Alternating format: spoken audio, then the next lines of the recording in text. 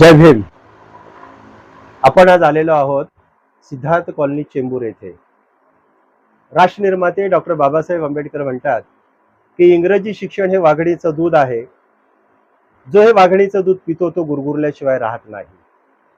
एकेकाळी कोणाच्या पागोळीलाही उभं राहण्याची ज्यांना हरकत घेतली जायची, तो समाज राष्ट्रनिर्माते डॉक्टर बाबासाहेब आंबेडकर यांनी दिलेल्या धम्म आणि त्यांनी दिलेल्या संविधानाच्या संधींमुळे, उपलब्ध झालेल्या संधीमुळे आज आपले पंख पसरून सारा अवकाश आपल्या कवेमध्ये घेत आहे.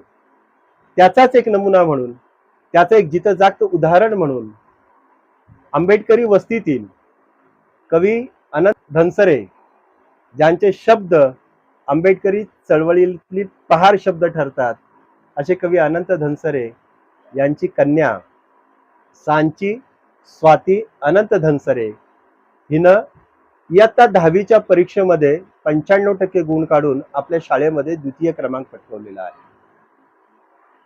या सांची सोबत आपण आज चर्चा करणार आहोत की या आपल्या भीमाच्या लेकीनं तिचं यश हे कशा पद्धतीनं, काय तयारीनं कमावलेलं आहे.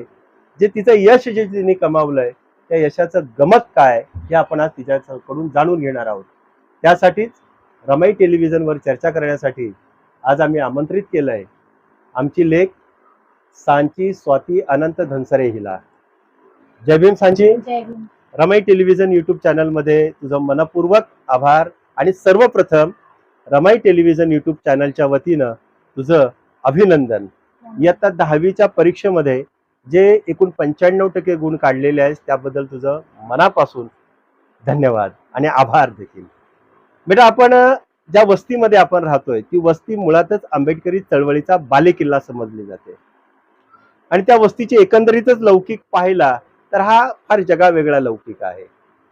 त्या वस्तीत राहत असताना इयत्ता 10वीच्या परीक्षेमध्ये 95% गुण काढणं ही सर्वसाधारण बाब नाही. हे गुण आपण, हे मार्क्स कशा पद्धतीने मिळवलं, ते मार्क्स मिळवण्यासाठी तुम्ही कोणती तयारी केली, कशा पद्धतीने अभ्यास केला, याची थोडीशी माहिती हवी आहे आपल्याला. मी सकाळी 5 वाजता उठायचे आणि नंतर मी 6:30च्या इथून शाळेत जायचं असतं. सो 7ला शाळा भरायची. मग शाळेत जायचं, मग 7 तास 1 वाजता शाळेतून यायचं आणि नंतर नाश्ता, जेवण बिवण आणि नंतर मी थोडा अभ्यास करायचा आणि मग 4 वाजता लगेच क्लासेसला आणि मग क्लासेसवरून 7 वाजता यायचे. शाळेच्या फ्री पिरियडमध्ये पण अभ्यास करायचे आणि नंतर मी ट्युशनमध्ये पण असायचा होमवर्क. सो नंतर मी ट्युशनवरून यायचे, मग अभ्यास करायचे 11, 11:30पर्यंत आणि मग नंतर मी जेवण व्हायचं आणि मग झोपायचे. मग वापस म्हणजे सकाळी जवळपास 5:30 वाजल्यापासून दिवस तुझा सुरू व्हायचा आणि तो रात्री 11:30 पर्यंत, बरोबर? 11:30, 12 पर्यंत. अशा अवस्थेमध्ये एका बाजूला आई काम करते आणि अशा अवस्थेमध्ये या खोलीमध्ये अभ्यास करताना काही डिस्टर्बन्स व्हायचा का? नाही, मी माझ्या अभ्यासावर फोकस करायचे, म्हणजे आजूबाजूला लक्ष नव्हते देत, अभ्यासावर फोकस करायचे आणि सो त्यामुळे केलं तसंच. हा अभ्यास करत असताना ट्युशन मधील शिक्षक किंवा आपल्या शाळेतील शिक्षक, घरात आई वडील यांचं काय मार्गदर्शन? हो, सगळ्यांनी खूप सपोर्ट केला. आई वडिलांनी, शिक्षकांनी. सगळे शिक्षक पण खूप चांगले होते, म्हणजे सगळे कन्सेप्ट चांगले समजवायचे. सगळं चांगलं व्हायचं. शाळेमध्ये पण खूप चांगलं गाईड केलं, ट्युशनमध्ये पण केलं. म्हणजे प्रॅक्टिस खूप घ्यायचे, प्रॅक्टिस सेशन्स असायचे असं. मग त्यामुळं खूप सारं अभ्यास झाला आणि घरात पण सगळे सपोर्ट करायचे, सो अभ्यास केला. बरं, आता आपण 10वीला 95% मार्क काढलेले आहेत, बरोबर आहे? तर या 95% मार्क काढल्यानंतर आपण असं ठरवतो की आपण भविष्यात मला एवढं, आता या परीक्षेमध्ये एवढे यश मिळालेलं आहे, आता 12वी पुढे होणार आहे, 12वीचा एक महत्वाचा टप्पा आहे, तो टप्पा पार करायचा आहे. हेच यश 12वी पर्यंत म्हणजे असं ठाम राहील यासाठी काय पूर्वतयारीची तयारी आहे? हो, अभ्यासावर खूप फोकस करायचा आणि 11वीचा अभ्यास आतापासून चालू, म्हणजे पहिल्यापासून प्रॅक्टिस करायची. परत मग 11वी 12वीमध्ये पण खूप फोकसने अभ्यास करायचा आणि जिद्दीने अभ्यास करायचा. त्याच परत मग 10वीमध्ये जर चुका केल्या अभ्यासामध्ये त्या नाही करायच्या पुढे जाऊन. अशी भविष्यात काय व्हायचं आहे? मला कॉमर्समध्ये इंटरेस्ट आहे, सो CA बनायचं आणि प्रोफेशनल जॉब्स करायला पण खूप आवडतं. आणि बघू. बर, आता जे काय 10वीला यश मिळालं, 95% मार्क्स आपण पाडलेले आहेत, आपलं घवघवीत यश आहे, ते मिळाल्यानंतर समाजातून काही क्रिया प्रतिक्रिया, अभिनंदनाचा वर्ष? हो, खूप जणांनी अभिनंदन केलं, परत मग घरातले सत्कार केला, स्वागत केलं असं. त्यांच्यासाठी धन्यवाद. आई वडिलांना कसं वाटलं घरी जेव्हा रिझल्ट आला, माझ्या लेकीनं 95% मार्क्स काढले, त्यावेळेला काय वाटलं? खूप आनंद झाला खूप आनंद. सगळ्यांना. खूप आनंद झाला.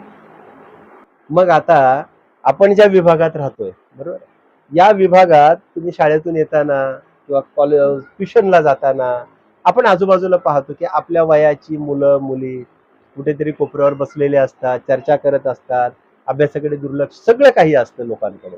पण एवढं घवघवीत यश आजही काही लोकांना मिळत नाही, बरोबर आहे. सगळं काही असताना सुद्धा हे यश न मिळणाऱ्या मुलांसाठी किंवा आपल्या लोकांसाठी, आपल्या मित्रमैत्रिणींसाठी हे जे काही यश मिळवलंय त्याविषयी त्यांना काही असा संदेश देणार की बाबा काय केल्यानंतर हे यश मिळतं आपल्याला? तर सगळे आपलं आयुष्य सगळ्या आपल्या परीने जगत असतात, पण जर एखादं स्वप्न असेल, जिद्द असेल, तर ते स्वतः त्या जिद्दीला हे करू शकतात. आपण फक्त त्यांना सांगणार, पण स्वतःचं आयुष्य त्यांनाच घडवायचं. सो त्यांनी स्वतःच्या मनाला आधी सांगायला पाहिजे, स्वतःच्या मेंदूला सांगायला पाहिजे, तर ते पुढे जाऊन काहीतरी करू शकतात आणि आपले यश प्राप्त करू शकतात. कारण सगळ्यांचा विचार करण्याची धारा वेगळी असते. सो त्यांना त्यांच्या धारेनुसार चालायला लागतं. तर त्यांनी स्वतः फोकस ठेवा, स्वतःच्या जिद्दीवर फोकस ठेवा, ते अचीव करू शकतात सगळं. म्हणजे जिद्द ठेवली आणि आपलं ध्येय अगदी स्पष्ट केलं, कष्ट केलं तर यश मिळू शकतं, जे तुम्ही तुमच्या आयुष्यात केलं. वडील आंबेडकरी चळवळीचे अगदी प्रखरपणे मत मांडणारे कार्यकर्ते आहेत. वडिलांकडून कधी असं आंबेडकरी चळवळीचं किंवा बाबासाहेबांनी असं असं केलं मग तुला असं करायला पाहिजे, आयडिओलॉजिकली काय मार्गदर्शन मिळालं? हो, खूप पप्पांनी पण खूप सारं मार्गदर्शन दिलं. मी बाबासाहेबांची पुस्तकं वाचायला लावले आणि गौतम बुद्ध, बाबासाहेब आंबेडकर यांची पण खूप प्रेरणा मिळाली त्यांच्याकडून. त्यांची पुस्तकं, पर्यंत वडिलांचं मार्गदर्शन, आईचे कष्ट, हे सगळ्यामुळे मिळालं. आईने काय विशेष काळजी अशी घेतली म्हणजे परीक्षेसाठी किंवा एकंदरीत अभ्यासासाठी? हो, म्हणजे मदत करायची अभ्यासासाठी. हा, घरातली कामं, असं सगळं. त्यांना फायनान्शियली. म्हणजे ते आर्थिक तत्वज्ञान, अर्थशास्त्रातला अभ्यास झाला. बाबासाहेबांनी अर्थशास्त्रामध्ये PhD केलेली आहे, बरोबर आहे. मग हे सगळं करत असताना डॉक्टर बाबासाहेब आंबेडकर असे समोर आयडिओलॉजिकल उभे आहेत का? हो. कशा पद्धतीने? म्हणजे त्यांनी ही जिद्द दाखवली, परत मग त्यांनी त्यांच्या अभ्यासावर खूप फोकस केला. त्यांना म्हणजे आपल्या पहिल्याच्या काळात जातीभेद होता, तरी पण त्यांनी त्याच्यावर मात केलं आणि शेवटी त्यांना जे करायचं होतं ते त्यांनी करून दाखवलं. सो एक वेगळीच प्रेरणा भेटली त्यांच्याकडून आणि जे त्यांनी आपल्या समाजासाठी केलं, परत ना आपल्यासाठी केलं, त्यांच्यामुळून आज आपण इथं आहोत. त्यांची ही प्रेरणा म्हणजे खूप खूप मोठी आहे. सो त्यांचं एक वेगळं चित्र उभं राहतं आपल्यासमोर. मग तो फॉलोअप घेऊन पुढे आयुष्य जगणार आणि ते आयुष्याचं एक अंतिम टप्पा असेल की माझी आयडिओलॉजी, माझे आई वडील तर आहेतच, पण माझे बाबासाहेब आंबेडकर हे माझे आयडिओलॉजिकल प्रेरणास्थान आहे, बरोबर आहे.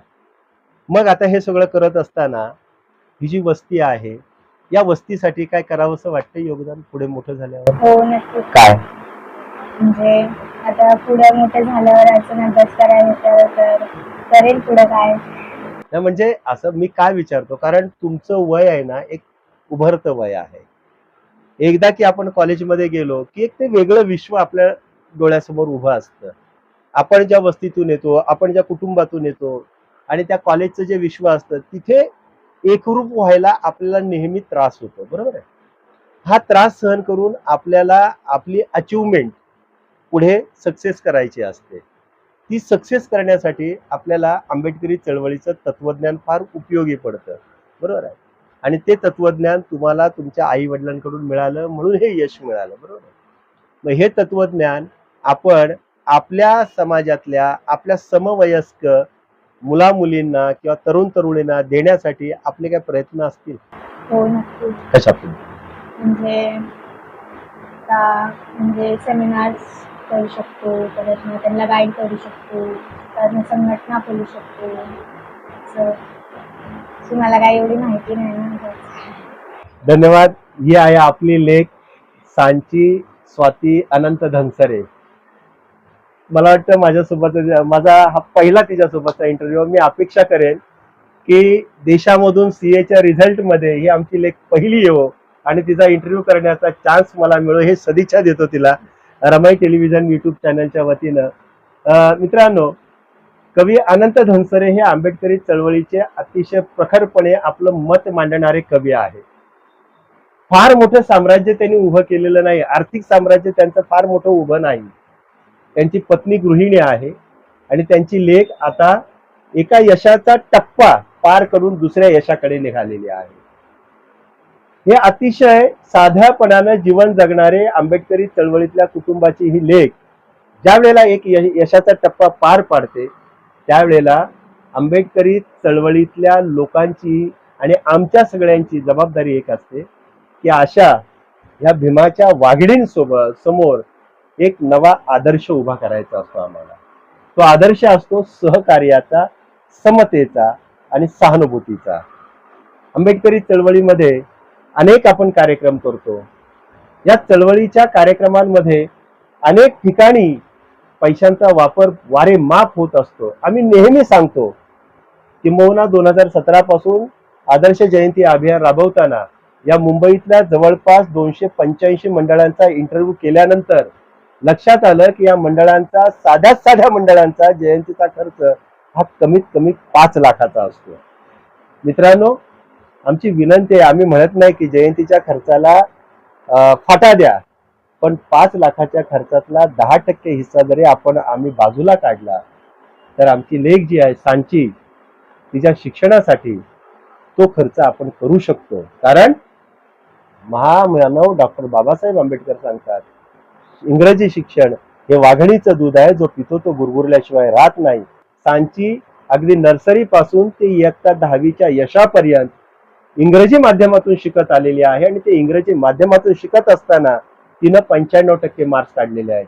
हे खरं यश आहे आणि ह्या यशाच्या पाठीमागं आम्ही उभं राहिलं पाहिजे अशी एक अपेक्षा व्यक्त करून कवी अनंत धनसरे सांगतात, डॉक्टर बाबासाहेब आंबेडकर यांच्याविषयी लिहिलेल्या कवितेमध्ये म्हणतात, सारं जग तुझ्या डोळ्यानं पाहतोय मी, सारं जग तुझ्या डोळ्यानं पाहतोय मी, माझं अहित साधणाऱ्यांशी तुझी विचारशक्ती करते आहे घनघोर संघर्ष. सारं जग तुझ्या डोळ्याने पाहतोय मी, माझं अहित साधणाऱ्यांशी तुझी विचारशक्ती करते आहे घनघोर संघर्ष आणि मी लढतो आहे तुझ्या विचाराने माझा मेंदू घडतो आहे, तुझ्या विचाराने माझा मेंदू घडतो आहे. राष्ट्र निर्माते डॉक्टर बाबासाहेब आंबेडकर यांच्या विचाराने अनेक मेंदू घडले. त्या घडलेल्या मेंदूंमध्ये एक कवी अनंत धनसरे आणि त्यांची कन्या सांची स्वाती अनंत धनसरे हिचा मेंदू बाबासाहेबांच्या प्रेरणेने घडला. बाबासाहेबांच्या धम्माच्या आणि बाबासाहेबांनी संविधानातून दिलेल्या संधीच्या उपलब्धतेनुसार तिला ती संधी मिळाली आणि शिक्षणाच्या वाटेनं तिनं आपलं यश जगासमोर दाखवून दिलं. सांची स्वाती अनंत धनसरे हिनं इयत्ता 10वीच्या यशामध्ये 95% गुण मिळून एक आपल्या आयुष्याचा बीजांकुर प्रफुल्लित केलाय. या बीजांकुराला पुढे बोधिवृक्षाचं स्थान प्राप्त व्हावं, ती ज्ञानवंत हो, ती कीर्तिवंत हो, ती यशवंत हो अशी सदिच्छा मी व्यक्त करतो सांची स्वाती अनंत धनसरे हिला आणि तिनं आपलं यश जगासमोर प्रस्तुत करो ही सदिच्छा व्यक्त करून तिला मी पुन्हा एकदा धन्यवाद व्यक्त करतो. तिला पुढील यशासाठी सदिच्छा व्यक्त करतो. रमाई टेलिव्हिजन युट्यूब चॅनलसाठी सांची तिनं जो वेळ दिला त्याबद्दल सांचीचं आणि एकंदरीत तिच्या आई वडिलांचं तिच्या पाठी उभं राहून जे तिला यश प्राप्त करण्यासाठी त्यांनी आपली मेहनत केली, या यशाच्या शिखरापर्यंत पोहोचण्यासाठी तिला दैदिप्यमान मार्गदर्शन केलं त्याबद्दल कवी अनंत धनसरे आणि आमच्या ताई स्वातीताई यांचंही मनपूर्वक आभार व्यक्त करून इथे थांबतो. जय भीम, नमो बुद्धाय.